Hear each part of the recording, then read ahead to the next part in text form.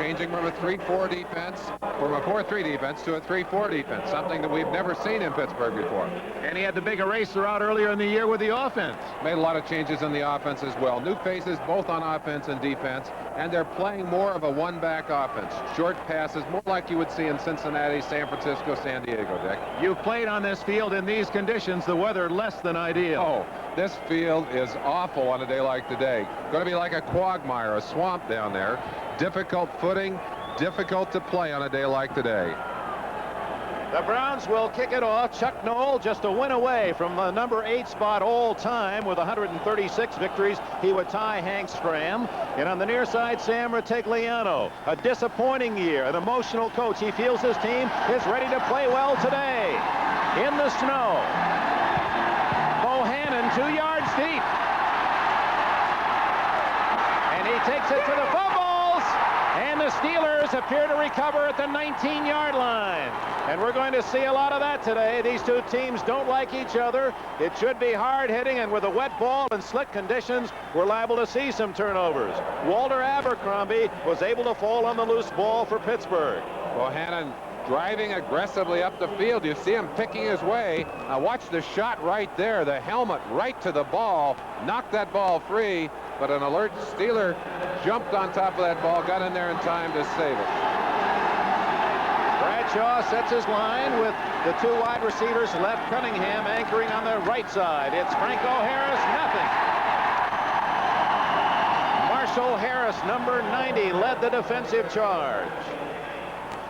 Terry Bradshaw, Frank Pollard, Franco Harris, number 3 rusher all time. No one's carried the ball more than Franco. Stallworth and Swan, the brilliant pair of outside receivers. The biggest or heaviest tight end in NFL is Cunningham. The offensive line, all weight men, Penny, Wolfley, the all-pro Webster in the middle, Corson, and the veteran Larry Brown.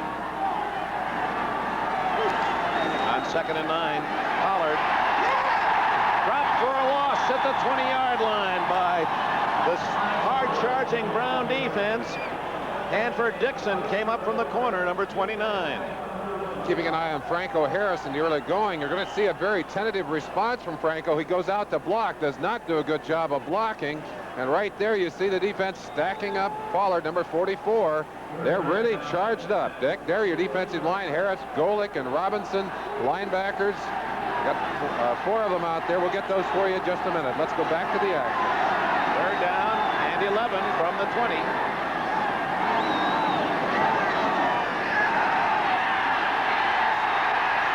Dumps it out to Harris. 25, dropped short of the first down at the 27. Franco Harris, a single back in that offensive lineup, and he's the hot back here. Watch him just do a little check right here. Now he'll break to the outside. Bradshaw dumps the ball over the top. Franco's going to try and pick up the first down, but bobbled that football just enough to lose his timing. Judson Flint, number 20 there. 48, Lawrence Johnson, the man to put the stack on him.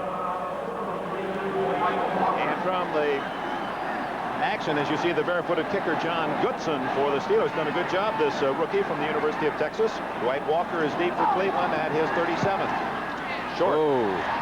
Walker. And he's to the 49 of the Steelers. Being raised a Texas boy, I don't think he's seen much cold weather with that bare foot, Dick. A short kick. Ilkin made the tackle for the Steelers. Only 29 yards on the punt. So Cleveland takes over in Pittsburgh territory at the 49. And Merlin, judging from that first offensive series by the Steelers, it would appear that the team that can run at all will have the advantage. The Steelers showed nothing. The Steelers started in the worst place on this field, the sodded area of the infield, and it's like a quagmire, like a swamp down in that area. Ends of the field and wind conditions today, very critical, Dick. You saw the offensive lineup for the Browns with Paul McDonald, his first ever NFL start. Looks for his teammate at USC. Fumble. White. Is that a fumble or a completed pass? If it's a fumble, the Steelers have it. It goes out of bounds. Last touch by whom? Cleveland. They've got to get possession of that football. The rule is they've got to get possession. There was another infraction there. Ron Johnson has a hold of the receiver. He's not allowed to hold that receiver unless he's making an honest attempt to get that fumble. Let's watch the play again. McDonald throwing quickly to try and avoid the pressure. Right there, the ball just popped loose. Now watch number 29, Hanging Johnson, pulling him down. Now he cannot do that unless he's making an honest attempt to get the football. No one gets possession there. Ball reverts to the Cleveland Browns.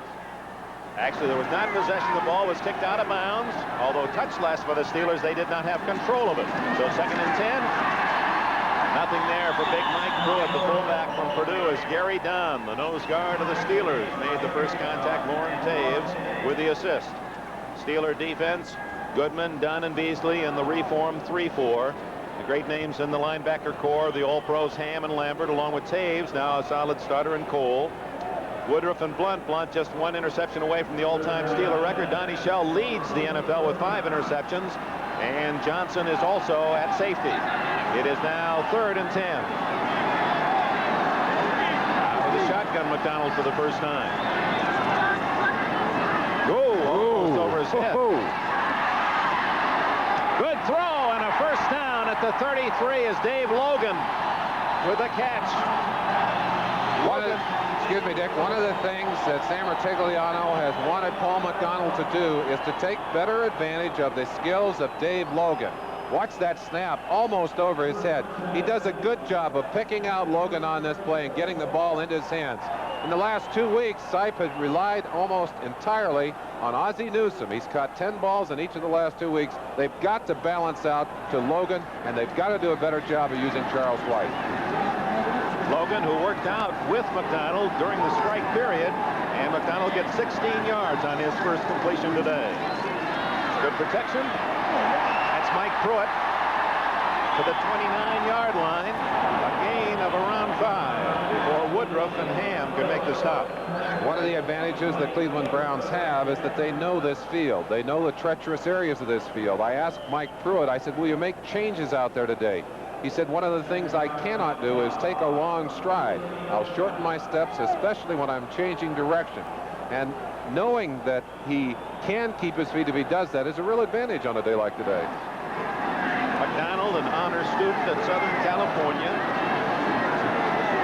White was his teammate for 4 years with the Trojans. And that's White with the ball. Shy of the 25-yard line, so the Browns will have 3rd and between 2 and 3 for the first down. McDonald, interestingly, followed Pat Hayden, same high school, and then 4 years at USC. Brian Sipe, meanwhile, for the first time since Rutigliano, the head man here, starts the game on the sidelines. Just before the game, the defensive team was for Cleveland was introduced. I think an indication of the strong personal feelings that the coaches management have for Brian Sipe. They didn't want to embarrass him by making that public introduction and listening to the cheers for McDonald. That's an interesting point. Class of the organization. McDonald looking for the first down, has it, and then Newsome can't hang on. Incomplete. Not a fumble, incomplete is the call. So Newsome had the first down yardage. Man who has caught 10 passes in each of the last 2 games. Newsome from Alabama unable to handle that one. And you don't have to read lips to know how upset McDonald was. Threw that ball just a little bit long, but it was certainly a catchable pass. Newsome had it until he hit that hard turf, and it just jarred loose. Matt Bahr, who has not had a good year, 4 for 10, field goal kicking, his longest 46 yards. This would be a long, considering the field conditions, 44 yards. He's in a very sloppy part of this field. Good height, good distance. The Browns take the lead. Matt Bahr solidly from 44 yards, and with 9:19 left in the first quarter, Cleveland leads by 3.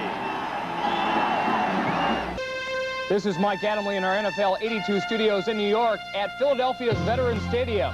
Number 27, Richard Blackmore, has put the Eagles on the board first in their game against the Oilers. He picks off this Archie Manning pass and goes for a score, 20 yards in all. It's the Eagles 7-0. Dick?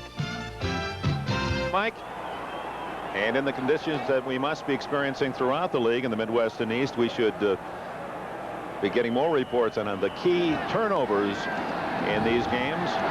3-0 here in Cleveland. Bohannon, and the rookie is to the 26-yard line. Today's game is brought to you by Lincoln Mercury, offering a complete range of contemporary automobiles for 1983 from Lynx to Lincoln. By De Beers, the name that stands for diamonds. The perfect gift for any occasion, a diamond is forever. And by the U.S. Army, a place to be all you can be. The Steelers, trailing 3-0, begin this series at the Pittsburgh 26. Bradshaw got nothing the first 3 downs and will go to the air. Screen to Pollard. Picks his way free to the 33-yard line. Coming up to secure the tackle was Clarence Scott from the secondary, the veteran from Kansas State. So Bradshaw, that's the longest gain for the Steelers in the game. Defensively for the Browns, Cousineau, Ambrose in the middle. The outside backers are the brilliant rookie Chip Banks, along with Curtis Weathers. Johnson and Dixon at the corners, Burrell and Scott are the safety men.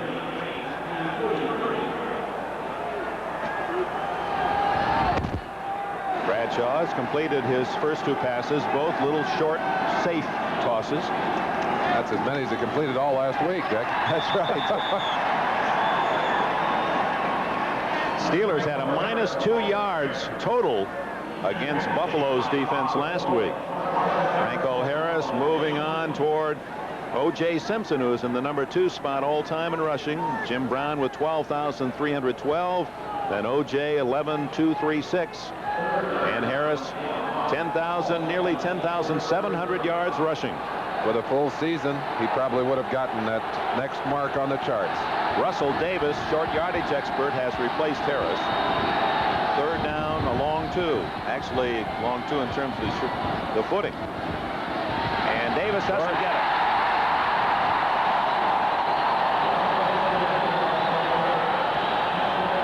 Keith Baldwin, number 99, the man that's in there to make the stop. Retigliano said last week, he said, we don't need to play better defense, we need to play better offense. An inspired defensive performance last week by these Cleveland Browns, and they're keeping the pace here today. Oh, Pittsburgh with 2 possessions, unable to make a first down. And White Walker, rookie from Nicholls State, a 4th-round pick, number 42, back at the 30 for Cleveland. Keeping his hands warm and dry. Better kick this time by John Goodson. Walker at the 25 and brings it to the 32-yard line. 40-yard punt, 8 yards on the return, and we have a timeout and a flag. It's against Pittsburgh. Could well be that they just released someone too soon. In that case, I think they will take the position of the ball. They've got good field position, Dick. I got to believe that Goodson's foot is going to get awfully cold out there today. Illegal substitution, number 45, kicking team, penalty declined, first down, timeout. So Bradshaw and Knoll will huddle, the brain trust of the Steelers. Meanwhile, it's up to the Pittsburgh defense with Cleveland in front by 3.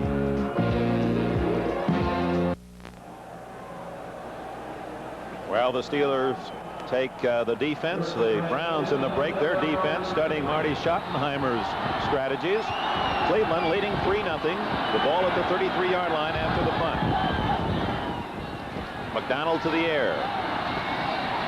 Short gain out to the 36-yard line to Charles White. White, the former Heisman winner in 1979 at USC, is the leading pass receiver for the Browns with 26 and leads the AFC running backs in catches with 26. You see the report that we had earlier. The Eagles on the pass interception leading 7-0. The Lions draw first blood against Minnesota. Danielson to Thompson, a 70-yard pass at the Silverdome. Wouldn't mind having a dome here today, would we, Dick? I'm sure the players would vote for that. Pruitt bouncing off some tacklers and got 3 yards where there really was none at all. Robin Cole and Donnie Shell finally made the tackle for Pittsburgh, where it'll be 3rd down and 3. Mike Pruitt, a powerful back, tremendous strength in his thighs. He hits up in there. He's in the back of his offensive line there. 68 Jackson, the man he bumped into, just bounces off. Donnie Shell, number 31, finally jumped on top of him. You can see the air rising, the mist rising from the mouths of the players. It's getting colder here. I think the players would actually prefer snow here to rain today, Dick. It's the wet, the penetrating wet that gets so miserable. Pruitt looking for the first down and gets it. There was an indication of the short steps. You saw Pruitt as he made that cut on the corner, taking very short, careful steps, and he comes away hobbling. He may have hurt himself on that play, and that would be a severe blow to these Cleveland Browns. Their leading rusher with his yards today right at 400 for the season. Cleo Miller, the veteran from Arkansas Pine Bluff, replaces him in the backfield. Miller wears number 30. He's had some hamstring problems. It looks like that might be what it is.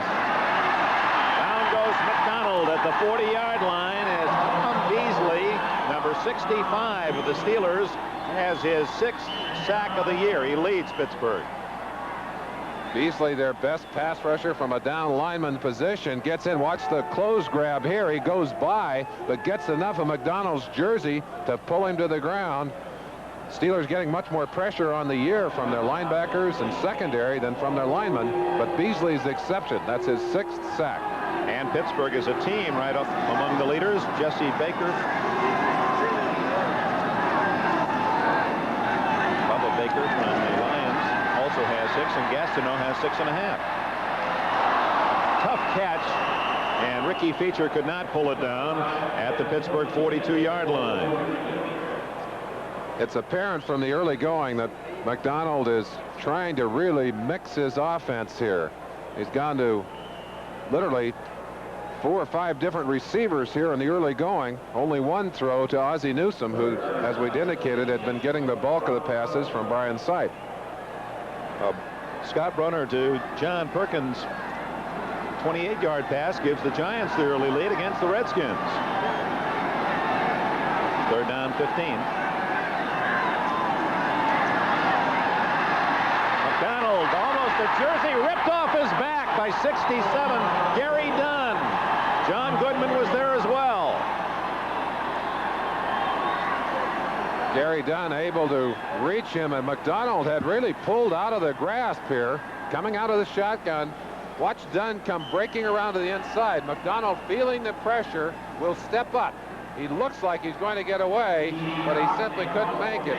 Looked like there was a pull on the outside from Goodman, too, on the shoulder pad. And it was Goodman that was trying to undress the Cleveland quarterback and gets the sack.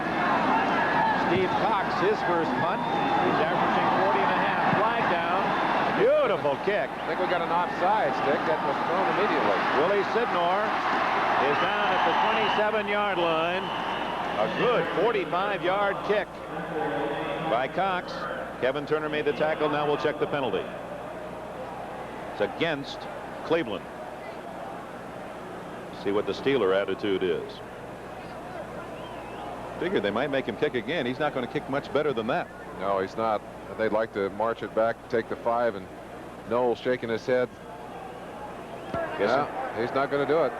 Illegal motion, number 33, kicking team, declined, 1st down, timeout.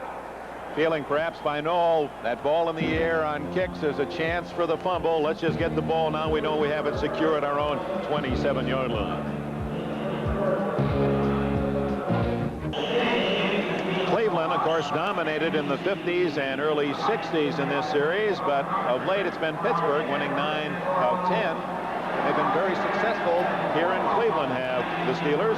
Bradshaw and Harris particularly have played well in this city. 3-0 Cleveland lead. Oh, in the hands and then back out of Benny Cunningham out at the 29-yard line. Well, Bradshaw and the Steelers was such a terrible game, and of course you have to credit the Buffalo defense and the cold weather up in Buffalo. I was surprised to hear Terry say that the climate bothered him.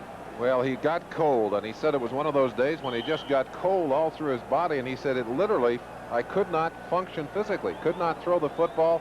It also affected him mentally. He said he was not reacting mentally. I don't know if you've been cold that way. I have. I kind of know what that feeling is, but it's surprising with his cold weather experience that would happen to him. 2nd and 10. open Cunningham. He's got this one, and the Steelers have their first down at the 41-yard line. If you get confused by the crowd reaction here that there seems to be cheering for Pittsburgh, that's not because the Browns have turned on their team. There are a lot of Steeler fans aboard. Bradshaw getting that one off in a nick of time. Chip Banks, number 56, the defender. He was unable to react to the throw here. Bradshaw, you can see him setting up, having a little trouble keeping his footing there, and just barely getting away from Cousineau, number 50, on the blitz. 3 minutes and 5 seconds left in the first quarter. That's the initial first down by the Steelers. That could be a lateral. No, they call it an incomplete pass. Very close to a lateral pass, and then it would have been a live ball. Pollard, the intended receiver for Pittsburgh. Hard to tell. Bradshaw might have sensed the tremendous pressure being applied. That would not have been a gainer anyway. He may have just thrown that one away, Dick. Bradshaw's career numbers against Cleveland, you can see 30 touchdowns, 20 interceptions. Whenever in doubt, look at those two numbers, and if you're plus or minus, then you've got a pretty good read on the quarterback's success. Sam Rutigliano still feels that Terry Bradshaw is the dominant player in the NFL today.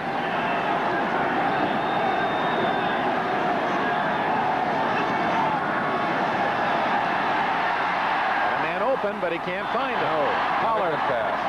50-yard line. He was open, but under pressure and with a bad footing, slippery ball, the pass was awry.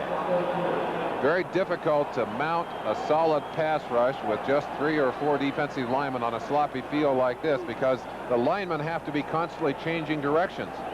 They're coming with the blitz here. Cousineau coming from the top. Got another linebacker and a safety coming from the bottom. An all-out blitz. Bradshaw read it, but simply missed through the pass. 3rd and 10 at the Steeler 42.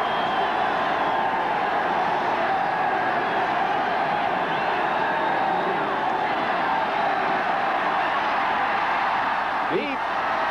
Oh, he got it. Jim Smith at the 22-yard line.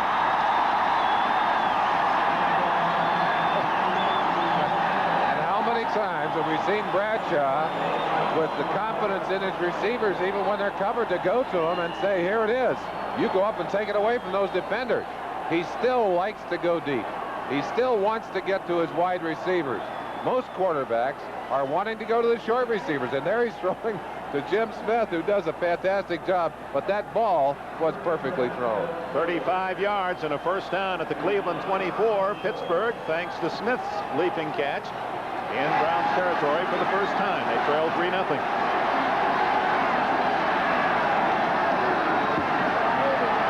Protection open is Pollard. That's a pass play that has worked so well for Chuck Cole through the years, sending that fullback down the middle. That's a pass that has to be dropped in over the top. Bradshaw put a little too much on that. I've got to believe that that's a tough pass to throw when your hands get cold. He puts this over the top. That's the one you want it to drop, and the ball just did not drop for him. Pollard unable to get up and take a hold of it. Sidney Thornton has scored several key touchdowns on that play for Pittsburgh. Thornton is not with the club today. He's trying to heal, watching the game back to Pittsburgh, hamstring.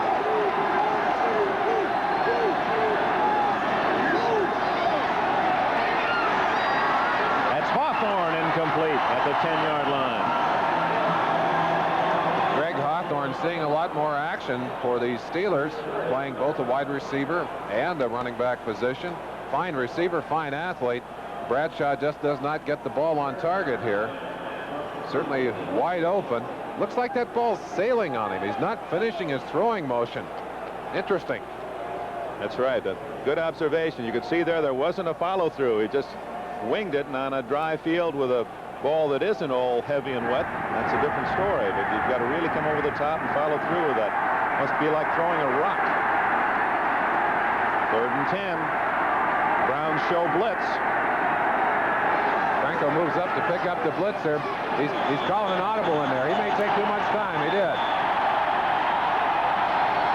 And that's exactly what the Cleveland Browns wanted to do. They wanted to create some confusion for Terry Bradshaw. You saw Franco Harris move up almost to the line. His job to pick up the blitz. Delay of game, number 12, offense, 3rd down. And that 5 yards could make a big difference, Merlin Olsen, if the Steelers have to go for the field goal. Question we might ask as we looked at Chuck Noll there, would he do the same thing that Sam Artigliano did? Would he pull Bradshaw out of this game? Stallworth intercepted. Hanford Dixon.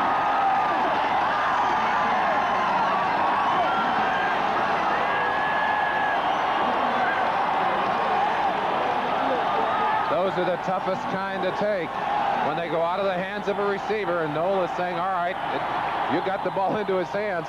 Pretty tough for a quarterback. Let's watch Bradshaw here. He does have time to throw the football. Brown's fighting hard to get on him. Puts it up and on target right there. A batted ball, though. Number 47 able to get his hands on it. Versill is the man that batted it up. So the Pittsburgh drive is stopped. Cleveland retains its 3-0 lead. Kick off your New Year's Day with the biggest bowl bonanza ever. First, the Fiesta Bowl. Then the granddaddy of them all, the Rose Bowl. Followed by the Orange Bowl. All this without ever changing your dial on NBC Sports New Year's Day. Hanford Dixon, his first interception of the year was Larry Brazil's tip that made the play possible. And Cleveland stops Pittsburgh, takes over the 10-yard line as while play is on at the other end of the field, the ground crew trying to tamp down those huge divots that have been raised. 3-0 Cleveland, 1:42 left first quarter. Cleo Miller.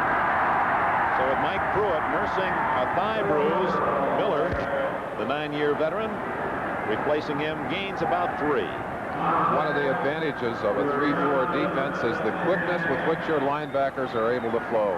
And very often, extremely difficult to run outside against that 3-4 defense. You've got to almost run at it and at least force the concentration of that defense inside before you can get outside successfully. Buffalo's Joe Cribbs, the only back to gain more than 100 yards rushing against the Pittsburgh defense this year. He had a big game last Sunday, 143 yards. McDonald has a man. Feature, first down.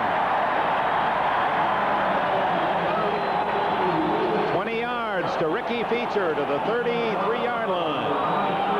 One of the interesting similarities between Sipe and McDonald, they throw the same kind of passes, but McDonald will tend to go more to his left, being a left-hander. Sipe favored his right hand. Watch Cole. Cole's going to fall down on this play. You can see the treacherous footing. He was not a factor in the play, but you can see how difficult it is to keep your feet out there today. Cleveland not only a first down, but they get themselves out from deep in their own end. McDonald 5 for 7 passing.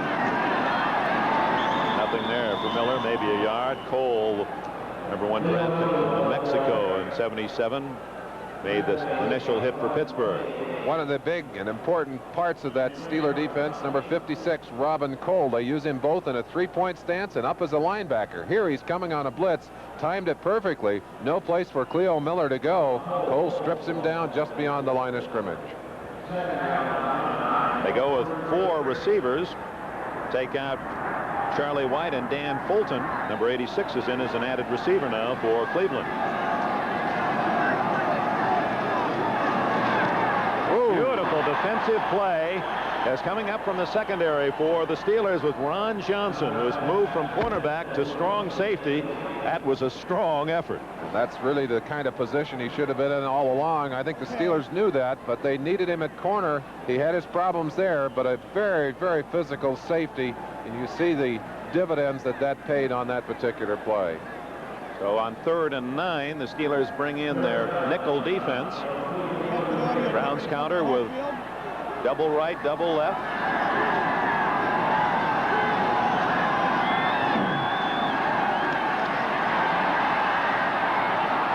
Under pressure, Feature, the intended receiver, Woodruff on the coverage, and Cleveland will have to give up the ball. Steelers doing a lot of blitzing to try and get pressure on young Paul McDonald, and that's traditional against the quarterback who's been given the new starting assignment. You'd like to get on him in a hurry. McDonald reading it well, getting the ball out of there, just did not have that pass exactly on target. 11 seconds left in the quarter. Willie Sidnor back for Pittsburgh at his 25 as Cox his second punt.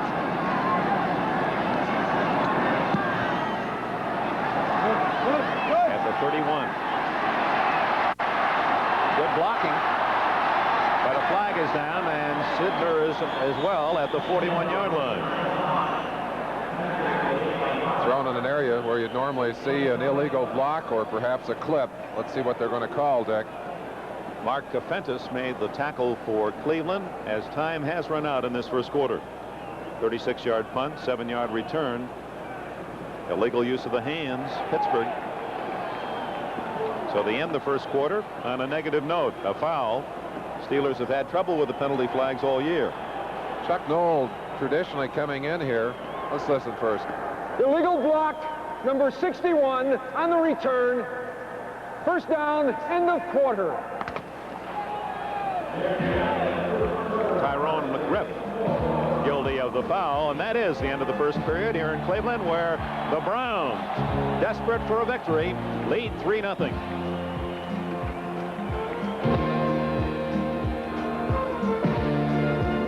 The consensus is 5 wins will get you in the playoffs. Pittsburgh looking for that 5th win. Cleveland would have to win its last 3. And that's the design of Sam Rutigliano. He's called it a basketball tournament. Sudden death every game from now on. Bradshaw first down from his 31. All the time in the world, and incomplete to Lynn Swan. 43-yard line. Clarence Scott on the coverage. The nose tackle, it's quite a story here in Cleveland, is Bob Golick. There he is, number 79 from Notre Dame. Played as a linebacker with the Irish. They've inserted him into this lineup, and even though he does not know how to play that position, played very effectively last week against Cincinnati. You see him battling Tyrone McGriff, number 61, and the All-Pro Mike Webster. And Webster showing you this kind of strength and difficulty he can provide for a youngster like Bob Golick. That neck brace from an auto accident suffered, not from a football injury. He's Cleveland's answer to Quasimodo.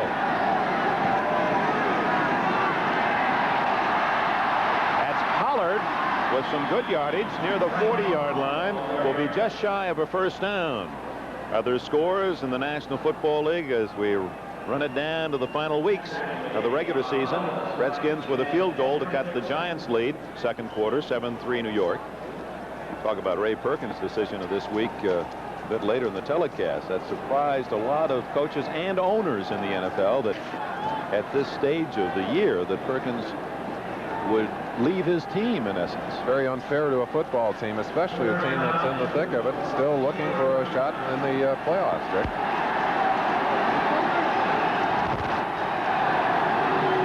Third down, 2. No flag, and it's incomplete. Pittsburgh will have to give up the ball as John Stallworth, covered by Larry Brazil. He was the man who made the tip on the interception earlier, Brazil. Brazil right on top of Stallworth, reached in and batted that ball away. Bradshaw goes off shaking his head. He's not having as bad a day as he had in Buffalo, but he's not having a good one either.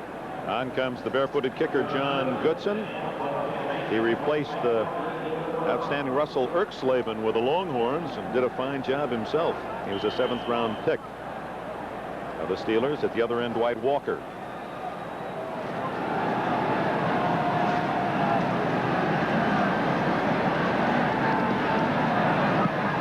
Ooh, did he boom that one? Boomer. Walker knocked down by his own man, Kafentis, at the 15-yard line. 51-yard kick. Kafentis there trying to help out. Actually made the tackle. The Steelers ought to give him an award for that one.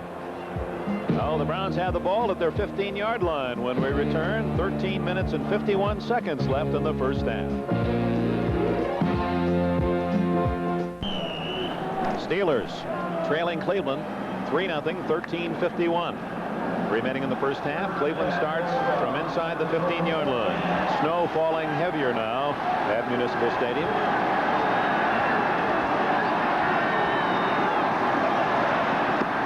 Flag goes down. I believe the Steelers were offside. Robin Cole, number 56, the man who was offsides. Now let's go to New York and NFL 82. Thank you, Dick Enberg. This is Mike Adamley at Philadelphia's Veterans Stadium. The Eagles continue to pour down the hapless Houston Oilers. Here, Wilbert Montgomery scores from 3 yards out, and the Eagles now lead 14-0. That game is in the second quarter. Dick? Thank you, Mike. Those two clubs looking for an elusive second win of the year. It appears the Dick Vermeule's club ready and raring at 14-0. Chuck Knoll along the way. 5-yard penalty has been marked off against the Steelers for offside. So it's first down and 5, Cleveland at the 20. Charles White right into the new 82 version of the steel curtain. Gary Dunn, nose guard, 67, first man there, out of a great tradition at the University of Miami, Florida. His grandfather was the president of that university from 1926 through 1952. Dad and older brother also played at Miami.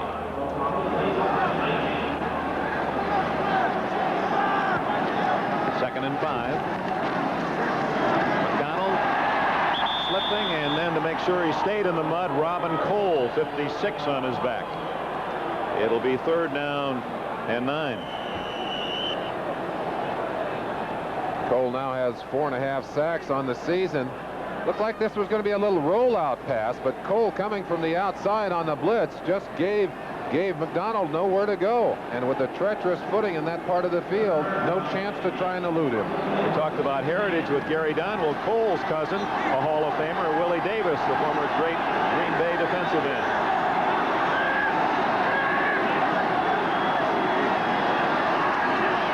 Short and incomplete.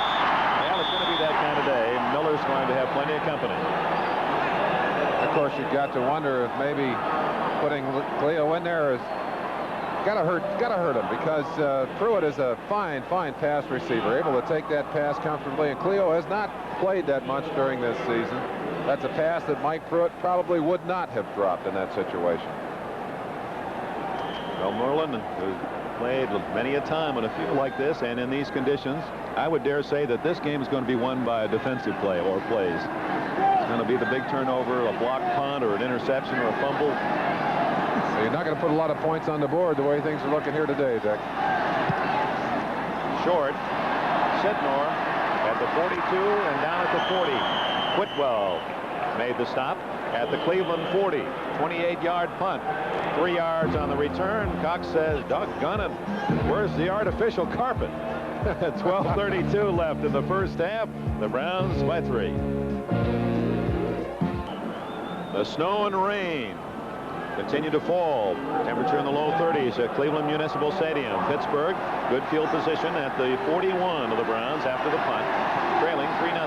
12.5 minutes left, second quarter. Bradshaw's 4 for 12, make it 4 for 13. Quickly, a rundown of the other scores. We'll have all of the details. NFL 82 at halftime. The Redskins cutting the Giants' lead to 7-3. That's Mosley's 19th consecutive field goal, one away from the NFL record. The St. Louis at Chicago, no score first quarter. Philadelphia 14-0 in the second period against Houston. Detroit has tied Minnesota 7-7 that game at the Silverdome in Detroit. So you're up to date. Here it's 3-0. Cleveland with a lead. The Steelers second and 10. Franco Harris to the 37-yard line, a gain of 4. Bob Golick made the tackle. One of the outstanding young rookies in the NFL, number 56, Chip Banks. He's earning his stripes here. You'll get a chance to see him coming up quickly. Feels the play coming his way. Tyrone McGriff, number 61, blocking. That's Greg Hawthorne, number 27, doing a beautiful job of taking his wheels right out from underneath him. And Franco Harris showing you why he's earned all those yards, picking up some extras there. Only 3rd and 7. Every time he carries the ball, Harris adds to his own NFL record. No one has rushed it more than Franco. They pick up the blitz, but Cunningham again can't catch the ball. He's had his problems. And the Browns fans cheer their defense. For whatever reason, Bradshaw is really not into his throwing motion today. Threw that one as he retreated and off his back foot. We've seen him do it many times, Dick, but he is just not putting the ball on target. Chuck Knoll shakes his head, takes him aside. You wonder, too, Merlin, you know, he did have the good game against Kansas City after the shoulder injury. But now the weather's turned cold. Last week in Buffalo, here in Cleveland, just wonder whether or not he is 100% the way he's throwing the ball. Well, he said his shoulder was not bothering him, but he's the kind of player that's not going to tell you about those pains. He plays and has played with a great deal of pain over the years. There is no one back for Cleveland. And the kick squashes out of bounds at the 13-yard line. Goodson is trying to fill the shoes of Greg Colquitt. I guess he's not really having to do that, but he's doing a good job. It's 3-0 Cleveland. Light rain continues to fall. Intermittently, it becomes snow.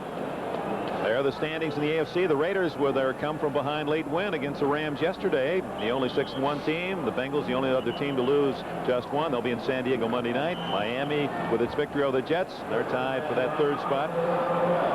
Cleveland down there at 2-4, obviously needing 3 straight wins to close out the year to entertain any hopes of a playoff spot. Mike Pruitt is back in the lineup for Cleveland, number 43. Going deep, has a man open, Fulton. And he's all the way to the 39-yard line. Flag is down. They're going to call it back.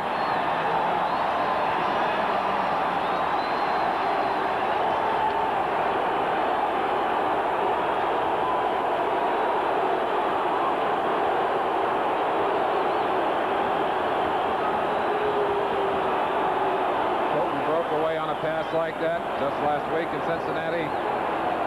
Thrown badly underthrown by Sipe.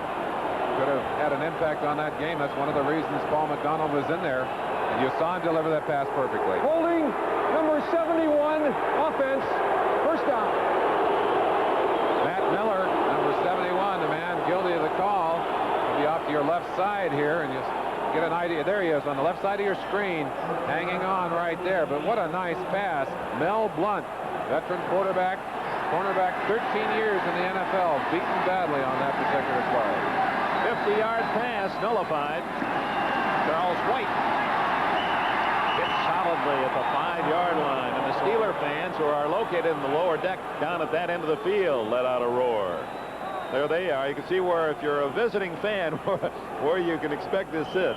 That's behind home plate in the baseball configuration, so you're at least, well, the pitcher's mound would be about 100 to 125 feet from the end line to where they're sitting if you're in the first row. It's also the tough part of the field because of the baseball diamond. That's where it's shotted. Good pass, first down. Dave Logan, the veteran from Colorado, as they work at Mel Blount's side of the field. Last week, Blount had trouble playing off the ball. They've moved him back up this week to try and let him play more bump and run. But Logan, who's a crafty receiver, runs a very disciplined pattern and has perhaps as good a hands as you can find anywhere in the NFL. Made an excellent play there. So important for the Browns. They would have had to kick from their end zone, but they make the first down. Leading 3-0, 10-11 left in the first half. Pruitt to the 25, a yard. Second down and 9. Entire defense led by Jack Lambert, 7 times an All-Pro. Dracula in cleats. And you know he loves it no matter what the conditions. This telecast presented by authority of the National Football League, intended for the private use of our audience. Any rebroadcast or other use of this telecast without the express written consent of the Cleveland Browns and the National Football League is prohibited. McDonald is 6 for 11. 6 for 12. Another drop. White's unhappy. The fans are unhappy. But it's obvious these are all talented receivers. Everyone is dropping the ball. It's just a much more difficult situation. The ball's wet and heavy, and the field is slick. Steelers testing McDonald's reaction. They blitzed him on that play. He bounced it out of there in a real hurry, had it right on target. Unfortunately, Charles White unable to hang on, and White has been an excellent receiver for the Browns, doing a good job of both receiving and running, giving them some versatility in that role. 3rd and 9.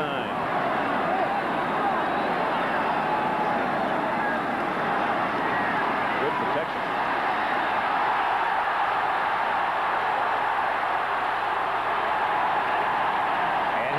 a first down.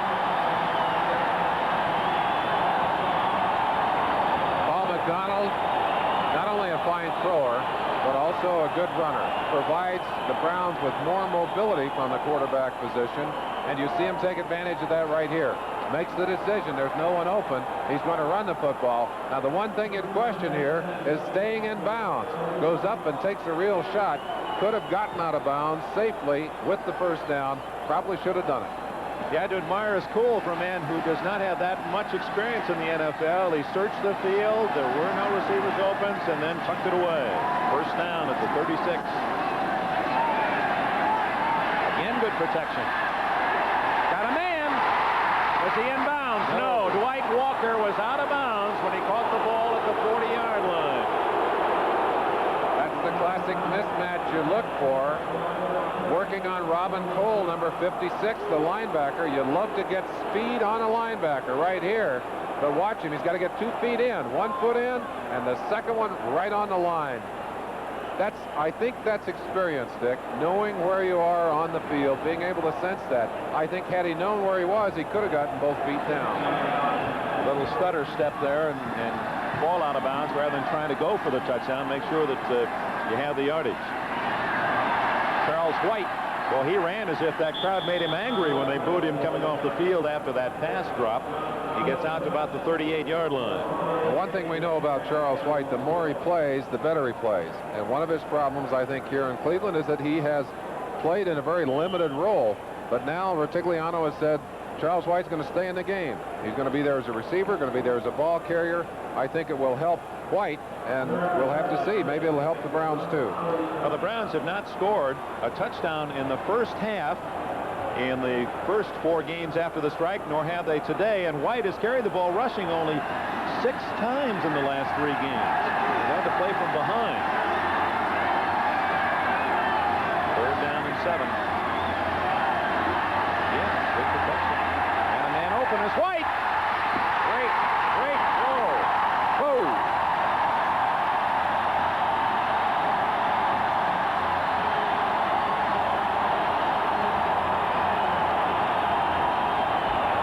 36 yards. Again, the isolation. Speed on the linebacker. That's young linebacker Mike Merriweather, number 57. And he covered White about as well as you possibly could. Let's look at White individually on this pass route. Watch Merriweather. He's stride for stride, but the ball is absolutely perfectly thrown. Another inch in back of that, it would have been knocked away. And those same fans who were booing White on their feet cheering him. 7 minutes remaining in the first half. The Browns trying to add to their 3-0 lead.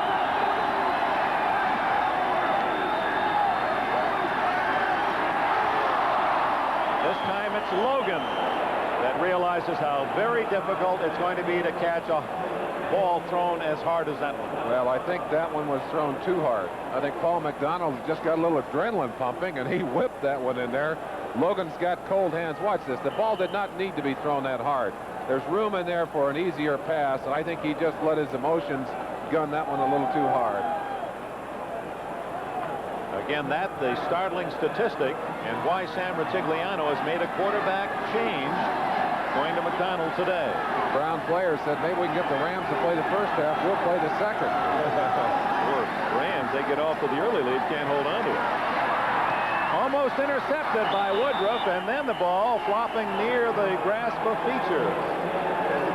Wayne Woodruff, number 49, 2 very big interceptions last week inside the 10-yard line of Buffalo. Had it not been for his sparkling play and some very aggressive defensive play, that score last week for the Pittsburgh Steelers would have been much more lopsided. He did it again there. McDonald now 7 for 16 passing and 96 yards, but he's thrown the ball much better than that. There's been 4 or 5 right on target that the receivers have not been able to handle. We've got 4 wide receivers in the game. Let's see what they're going to do with it. 3rd and 10 from the Steeler 25.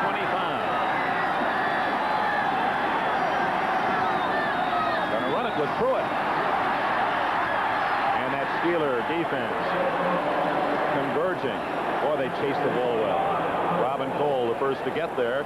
So on comes Matt Bahr. His field goal in the first quarter of 44 yards, the only scoring in the game. McDonald stays to hold. I asked Bahr about this field, and he said at the open end of the field where he's kicking now, when the winds begin to blow, and luckily they're not blowing now, it's extremely treacherous. You don't know what the wind is going to do. He said you just got to line up and kick it as hard as you can. But we're looking at right now, the flag is just twittering a little bit. Not much wind blowing at the moment. 40-yard attempt.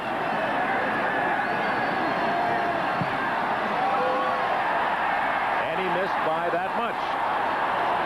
So Bahr had the distance wide to the left. The Browns drive, and it was from deep in their own end. Comes up empty. 5:54 remaining, first half.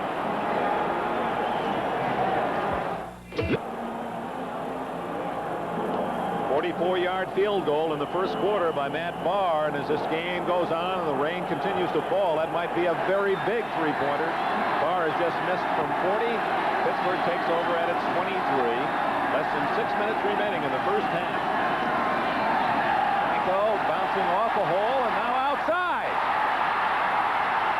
And Harris out of bounds at the 43-yard line, and that is the longest run of the entire season for the Steelers. Their longest was 13 prior to today, and that one was good for about 20. One of the biggest names to be added to this roster here in Cleveland many years, number 50, Tom Cousineau. Does a good job of filling the hole inside, but Harris does what Mike Pruitt did earlier, just bounces off the stack and gets outside. Shows you that he's still got some fine speed left in those legs as he picks up a big gainer, gets the Steelers out of the hole. This is number 27, Greg Hawthorne, one of the 3 backs drafted out of Baylor by the Pittsburgh Steelers, and his first carry nets nothing, maybe a yard at best. We pause briefly for station identification. This is the NBC Television Network. This is WNBC TV, New York. Dick Enberg with Merlin Olsen and rainy, snowy Cleveland, Ohio. 5 minutes and 20 seconds remaining in a sluggish first half. The defense dominating. Players having great difficulty catching the ball. And only a field goal by Matt Bahr, 44 yards early, the scoring. Bradshaw under pressure. Going for Cunningham. Can't get it again. That's at least the third time that Cunningham has not been able to hang on, although under not only difficult circumstances in getting to the ball, but Browns all around him. Well, shot put it actually in pretty good position, and looked like Cunningham had the ball momentarily. It looks like he has it trapped against the defender right there, and then the ball has just bounced away on contact. Clinton Burrell, number 49, the man who bumped in there at the last second, but Bradshaw not being able to throw the accurate passes that we have seen him throw on so many other occasions. Exactly 5 minutes left in the half. Bradshaw, you see, has completed only 4 of 15. One interception, and that was on the Steelers' only drive deep into Cleveland territory. Third down and 9.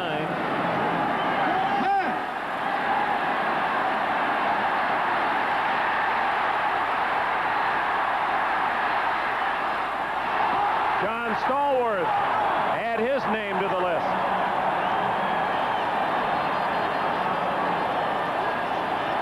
John Stallworth, one of the most dependable of receivers, dropped a touchdown pass last week in that loss against Buffalo. And here, an easy pass after Bradshaw had scrambled for time. Watch him right here. Stallworth does a good job of getting open for Bradshaw, but when the ball is finally thrown to him, he just simply could not hang on to it. You'll see him right at the middle of your screen, 82, right there. Ball right in his hands. Too easy. I think that was more trying to run before he caught it than it was the wet ball. You can see him looking upfield. Walker back for the punt return. And it takes a Steeler roll inside the 20-yard line to about the 18. 31 yards on the kick. 4:42 remaining in the half. Cleveland Browns lead the Steelers 3-0.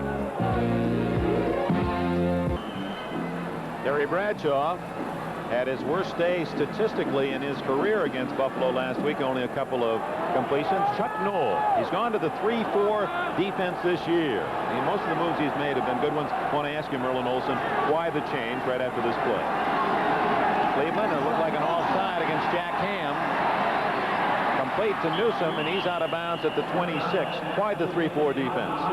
Well, Chuck Noll said two reasons, basically. First, because of their personnel. The strength of their defense is in the linebacking position. Better to have 4 of them on the field than just 3 as you do in a 4-3. The other thing he wanted is more speed on the field, and he felt he could do that by making the change to the 3-4.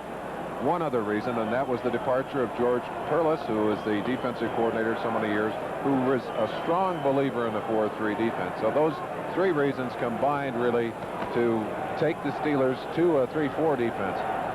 One other thing that was interesting, and I didn't think of this. He said, you know, we play so many 3-4 defenses. Number 59, defense, decline, second down. We play against so many 3-4 defenses that it will save us a lot of practice time by being able to work against our own defense, now playing a 3-4.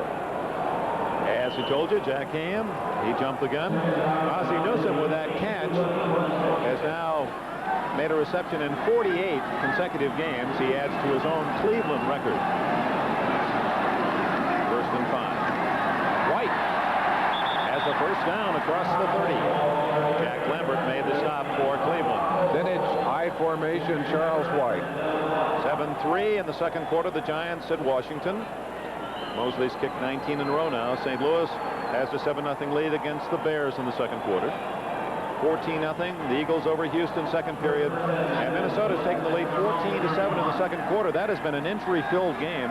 Both James Hunter of the Lions and Ahmad Rashad of the Vikings carried off the field with serious injuries. Safety blitz.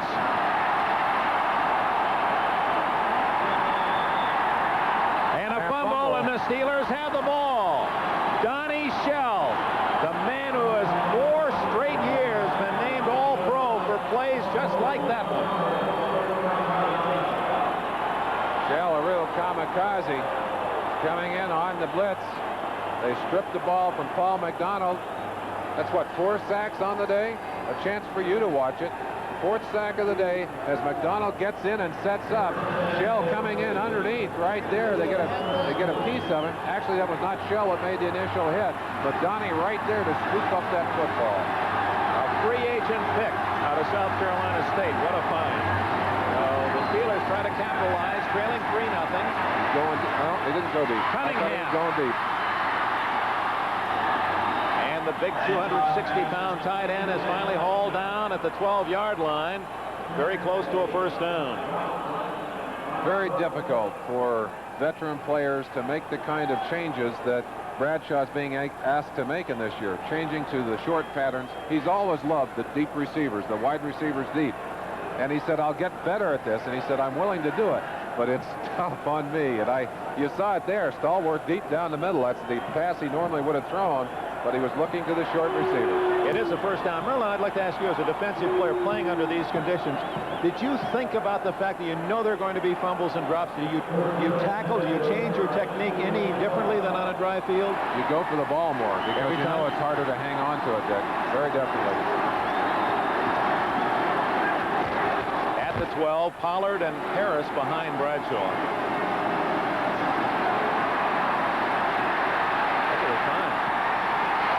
Intercepted. An ill-advised pass by Bradshaw. Dick Ambrose had a hand on it. There were 4 Browns around Cunningham. We didn't have a camera on Chuck Noll, but he shook his head on that one on the sideline. Bradshaw, with all kinds of time to throw, finally senses that he's got to get out of Marshall Harris's way, unloaded the football. Very lucky not to have that one going the other way in Ambrose's hands. I take it back. It wasn't 4 Browns around him. There were about 5 or 6. That's right at the apex of the traffic pattern, Dick. That was almost a gridlock around Cunningham.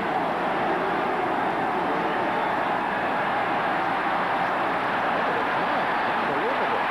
And now to Harris. What a move he put on, and steps out of bounds at the 4-yard line. Franco is short of the first down by a couple. Bradshaw able to take his time, could not find a receiver in the end zone. He wanted the touchdown here. Look at him. He finally scrambles outside, fires it to his outlet man, Franco Harris. Watch Harris put a little wiggle on there and then down the sideline. He'll be about 1.5 yards short of the first down. Short yardage team comes in for Pittsburgh. And This Browns defense will counter with some bulk in that defensive line. Hard for me to believe they always take Franco out in a situation like this. He's so good at picking the hole. Bradshaw calls time. Doesn't like the offensive call facing that defense. With 3 minutes, 8 seconds left in the first half, the Browns lead by 3, and Pittsburgh with a difficult decision as they're inside the 5-yard line. Bradshaw went to the sidelines. The conversation with Chuck Noll was very brief. The call's been made. There's Penny, 74. He is an eligible receiver and caught a 1-yard touchdown pass here in Cleveland last year. 3rd and 2. 4 yards from a touchdown. Inside, Russell Davis. Going to be close. they'll mark it from the outside. It's going to be one of those measurement jobs, I believe. And if it is short, Chuck Noll will face an interesting decision here. They brought the outside man, Greg Hawthorne, from his wingback position into trap inside.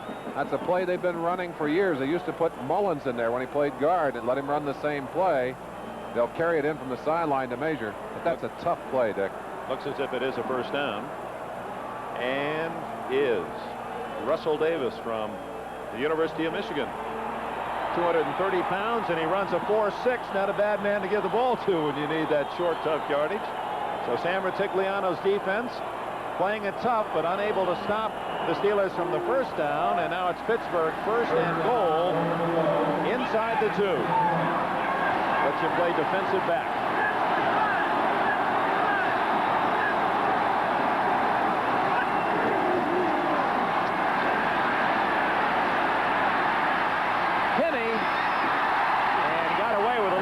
Off did the offensive tackle. Maybe didn't get away with it. A flag is down.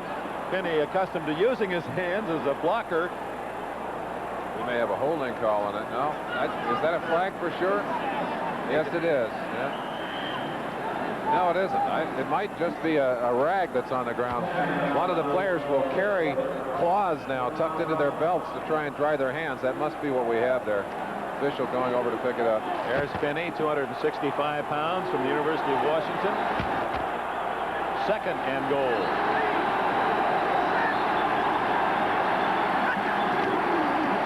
Franco.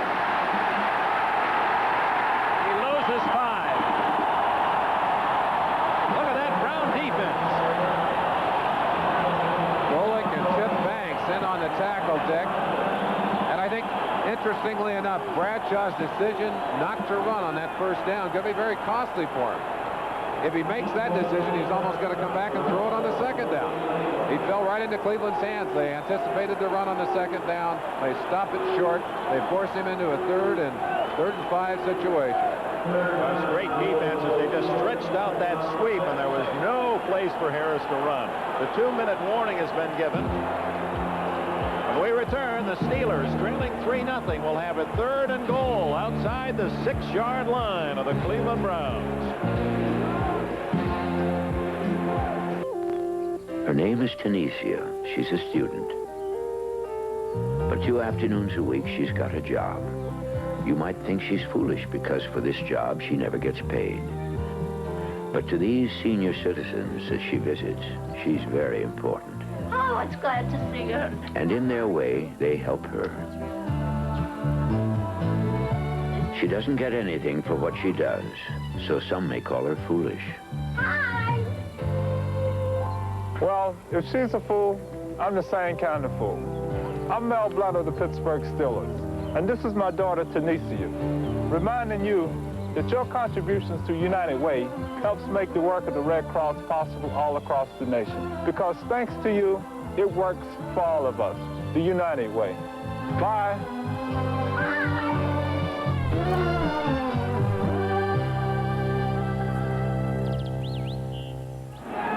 Preceding announcement from Mel Blount was furnished as a public service by the National Football League.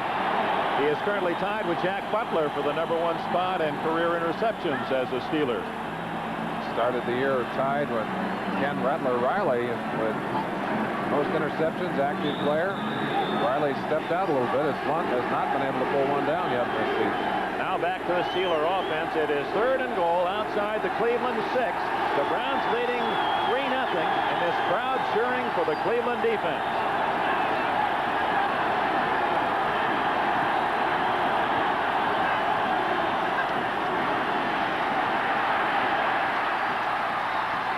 Touchdown, Stallworth.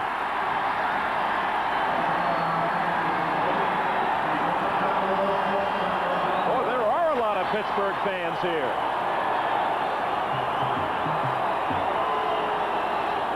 You go to your trusted tools in a situation like that. John Stallworth finding a little bit of room on the sideline. Bradshaw threading the needle with that play. Took himself out of a sticky situation. Had they missed this touchdown, he would have had a very angry coach on the sideline. Beautifully thrown. Just over the linebacker and into the arms of Stallworth. Kick is through by the rookie Gary Anderson. It's 7-3. Pittsburgh leads for the first time here in Cleveland with just under 2 minutes remaining. Now let's check on other NFL action. Back to NFL 82 in New York. At Philadelphia's Veterans Stadium, the Eagles, who have lost 4 consecutive games, have finally found a patsy in the Houston Oilers. Here, Ron Jaworski uncorks this 49-yard touchdown pass to rookie Mike Quick. And now the Eagles lead the Oilers 21-0. That game is late in the second quarter. Let's return to Dick Enberg in Cleveland. Thank you, Mike. John Stallworth with his 6th touchdown reception of this abbreviated year. Now another look as Bradshaw has the scoring pass. 92. Robinson's coming in on the outside. You see how that ball was sinking right at the right moment. The right kind of finesse, thrown beautifully. That's the kind of pass that's most interesting to see and most satisfying. Bradshaw's had a tough day. He's pleased to get that one on the board. It's the first half of your doubleheader coming up next. Some of you see Buffalo at Tampa Bay, New England and Seattle, Kansas City, Denver. The 3 games, second half of our NBC doubleheader. Anderson's kick to Dino Hall. He's at the 20. And met sharply at the 29-yard line by Anthony Washington, number 42. Little Gary Anderson, a new kicker for the Pittsburgh Steelers. Interesting young man. A powerful leg. Has managed to kick it into the end zone. A very high percentage of his kicks this year. Very small physically, but able to generate a lot of power. And he's an interesting kicker. Practices a lot of his field goals from a very severe angle. Will get way off to the side, so he's got to kick the ball perfectly. And these Steeler players who've watched a lot of kickers over the years say he's the best kicker they've had on their team and one of the best they've ever seen. Cleveland trailing 7-3. Time running out. Threw that one away. Oh, look who was out there waiting. Jack Lambert was just trying to hide as well as a man of his size, 6'4" and 220 can. And McDonald saw him and said, "Oh, no, you don't." Lambert, guessing the play might be in that flat, was just hoping he'd get a little pass thrown to him. Well, as you would suspect, on a sloppy day like this, the numbers aren't so good. McDonald 8 for 18 and 103 yards now. But that's a tribute to the weather as much as anything. Neither quarterback able to throw with high percentages today. But it was Donnie Shell on a safety blitz, able to recover a fumble at the Cleveland 22. And that turnover set up Pittsburgh for the touchdown. Temp and a long, long pass. Mel Blount has just set the Pittsburgh Steeler interception record. That's his 53rd.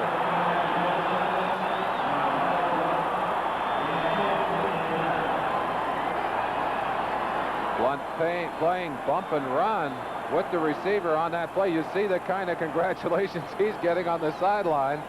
It's been a real sticking point for him. I think very kind of an awkward thing as he was not able to pick up that interception early in the year. He's very happy to have that part of it behind him. And young Paul McDonald, sorry, he turned loose of that one. He tried to get Mel to freeze with that long fake, and you saw Blunt reading the play very nicely. Bolton breaking away from him, but could not get away cleanly. Now the record breaker as he goes ahead of Butler. It was really a brilliant effort by all-pro many times Blunt. Bradshaw finds a man open at the sidelines. Lynn Swan, he's out of bounds. No catch. That would have been Swan's first catch of the game. Swanee, a veteran receiver, shaking his head. He thought he had his feet in bounds.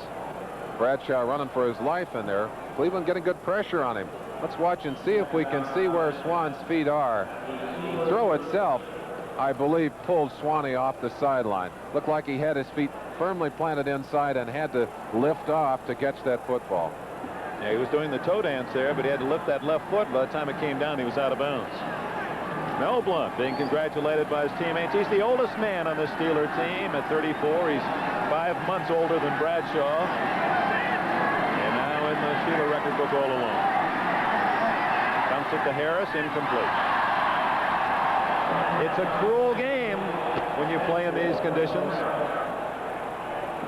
Well, there's absolutely no way to stay warm out there. You see the pocket in the front of the jersey of Franco Harris. Very often the players will try and get their hands in there. You see them wearing gloves. There are a lot of things you try and do to stay warm. But the truth of the matter is, a day like today, when everything is so wet, you can't stay warm, Dick. You just can't. But Merlin, it is indeed the test of this great game, isn't it? You don't play every game in perfect sunny 70-degree weather. If you're going to win a championship, you have to be able to win in all the conditions. Well, that's right. And then, of course, in the heyday of these Steelers, that's exactly what they did. They'd invite you up and beat you in this kind of weather. On 3rd and 10 with 1:21. Down the middle, incomplete. To Smith, and a flag down. They're going to call it against Burrell, number 49.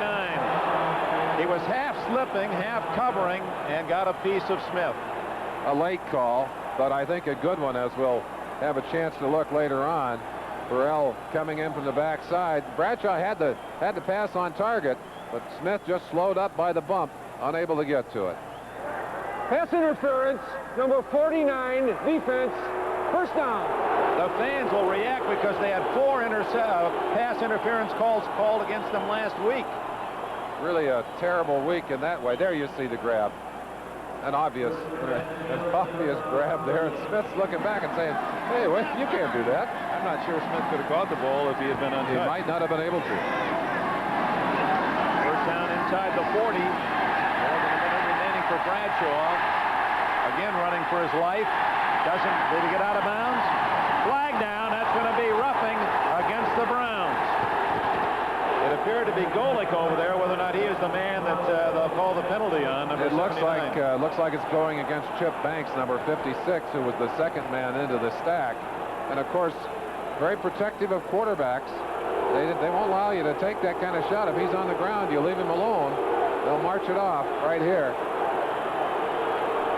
All the way to the 31. Personal foul, unnecessary roughness, number 56, defense, first down. Watch it now as Golick, number 79, will chase Bradshaw to the sideline. He hits him here, and then the head gets a shot to the head right there. I don't think an intentional shot, but that doesn't matter. You still can't hit the quarterback in the head. Can't hit anybody in the head with your arm. 1:08 left, as you can see. Pittsburgh leads 7-3 here in Cleveland. First down at the 31 for Bradshaw. Blitz! Fumble! That's a live ball!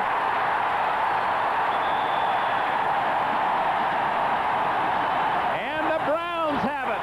And almost a possible touchdown as Elvis Franks had it but couldn't get up in the mucky going. He couldn't get back on his feet, although he was all alone. Hanford Dixon, the cornerback, on the blitz from the outside, coming from Bradshaw's blind side. Bradshaw did not see or feel him from behind. Watch him now. He'll come from the right side, right there. He's blind all the way in. The ball flipping away. A chance for 94 Elvis Franks to get away with that football, but he couldn't get his feet to work. The first sack is a big one for Cleveland today, and now they have time with 61 seconds left in the half. 7-3 Pittsburgh. From the 46th in Browns territory. He threw it away, and wisely so. Donnie Shell had perfect coverage on Dave Logan. McDonald's been impressive. He has shown a real savvy and cool under pressure in his first NFL game. There have been several times where some quarterbacks who don't have a lot of experience might have thrown an easy interception. Well, he's certainly not a rookie quarterback. He's been here in training for 3 years. He knows the system. He knows exactly what he's expected to do, and he's had quite a bit of game experience. So it's is a situation that's good for him and appears to be good for the Browns. He appears to be getting some performance out of his team. Less than a minute remaining. 2nd and 10 from the 46. Down the middle. Fulton. Yeah. Oh. No catch. Incomplete at the 40. Fulton had it for a moment. He was a 3rd-round pick of the Buffalo Bills in '78 out of Nebraska, Omaha. He caught 67 passes his senior year. There are 16 touchdowns.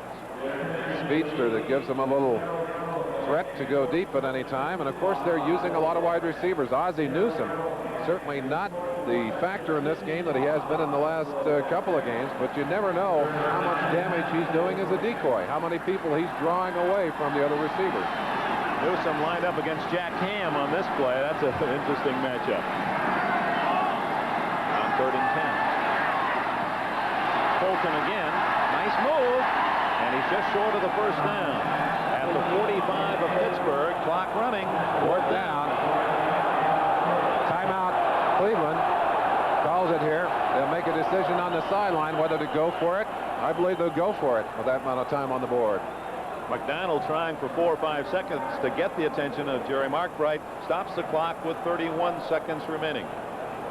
Dick, as I look out on the field at Jack Ham and Lambert talking to them about the change to the 3-4 defense, neither of them really like the 3-4. They were trained and have lived in a 4-3, but Lambert said kind of grudgingly, but I think we're going to be pretty good in this 3-4 defense. And I think they will in another half a season, another training camp. In fact, it's interesting to look at what the strike did to the Steelers.